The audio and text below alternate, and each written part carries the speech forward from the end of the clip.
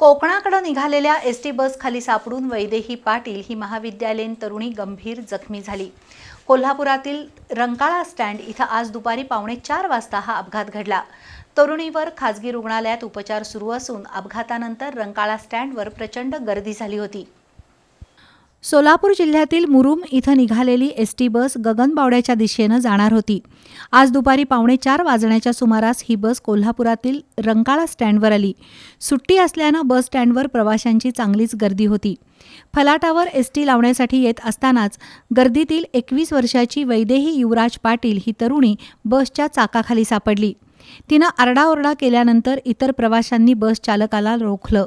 त्यामुळे बसच्या पुढील चाकाखाली सापडलेल्या वैदेही पाटीलच्या अंगावरून चाक गेलं नाही, पण चाकाखाली पाय अडकल्यानं वैदेहीच्या पायांना गंभीर इजा झाली।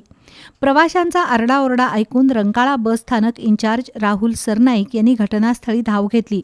चाकाखाली अडकलेल्या वैदेही पाटीलला अन्य प्रवाशांच्या मदतीनं बाहेर काढण्यात आलं।